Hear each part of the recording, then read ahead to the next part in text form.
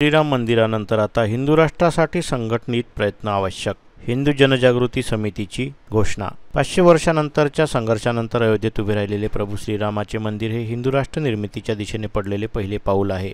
मात्र लोकसभा निवडणुकीनंतरची देशातील परिस्थिती पाहता हिंदूंच्या समस्या सोडवण्यासाठी हिंदूंची इकोसिस्टीम निर्माण करून नियोजनबद्ध पद्धतीने कार्य करण्याची आवश्यकता आहे. या निवडणुकीच्या काळात जाहीर झालेल्या अहवालावरून स्पष्ट झालं की भारताच्या स्वातंत्र्यानंतर 1950 ते 2015 या 65 वर्षाच्या काळात हिंदूंची लोकसंख्या सुमारे 8% कमी झाली आहे. तर त्या तुलनेत याच कालावधीत अल्पसंख्याकांची लोकसंख्या सुमारे 43.15% वाढली. ही वाढ अनैसर्गिक म्हणावी लागेल, कारण भारतात अवैध बांगलादेशी तसेच रोहिंग्या घुसखोरांची संख्या वाढत आहे. त्यांना पासपोर्ट, आधार कार्ड, पॅन कार्ड यासारखी भारतीय नागरिकत्वाची ओळखपत्रे बनवून देणाऱ्यांवर देशद्रोहाचा गुन्हा दाखल केला पाहिजे. यावर्षी निवडणुकांमध्येही बांगलादेशी घुसखोरांनी मतदान केल्याच्या घटना उघड झाल्या. मुंबईत अशा काही घुसखोरांना पोलिसांनी अटक केली. या अवैध घुसखोरांनी बनावट कागदपत्रांच्या आधारे मतदान केलं. हे भारताच्या लोकशाहीला धोका निर्माण करणारं आहे. त्यामुळे 2011 नंतर 2021 मध्ये जनगणना न झाल्याने मागील 13 वर्षात भारताच्या लोकसंख्येत काय बदल झाले हे त्वरित जनगणना करून जनतेच्या पुढे मांडण्याची आवश्यकता आहे.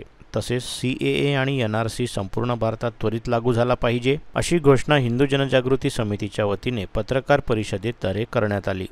नमस्कार, मी निलेश तवलारे, जिल्हा समन्वयक हिंदू जनजागृती समिती.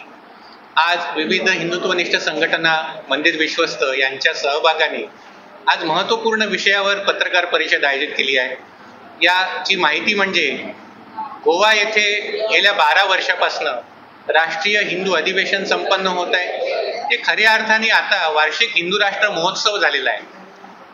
आंतरराष्ट्रीय स्तरावरच्या विविध देशांमधून सुद्धा हिंदुत्वाचं धर्माचं कार्य करणारी मंडळी सुद्धा आणि भारताच्या सर्व राज्यांमधून हे कार्य मंडळी सहभागी होत आहेत. यंदा हे अधिवेशन 24 ते 30 जून रोजी गोवा येथे श्री रामनाथ देवस्थान परिसरामध्ये संपन्न होणार आहे. भारतातील विविध क्षेत्रामधील जसं विचारक असतील, पत्रकार असतील, हिंदुत्वनिष्ठ अधिवक्ता असतील, विविध संप्रदायांचे प्रमुख मंडळी, धर्माचार्य, संत, मंदिर विश्वस्त यांच्या एकत्रित सहभागाने हे अधिवेशन संपन्न होणार आहे. या अधिवेशनामध्ये प्रमुख मागणी जी आहे ती म्हणजे भारताला हिंदू राष्ट्र घोषणा करण्याची आवश्यकता आहे. आणि खऱ्या अर्थाने भारतामध्ये जे काही अनधिकृतपणे जे काही लोक प्रवेश करतायत त्यांना रोखण्यासाठी CAA NRC कायदा लागू करावा, समान नागरी कायदा लागू करावा आणि भारताची हिंदू राष्ट्राकडे वाटचाल व्हावी.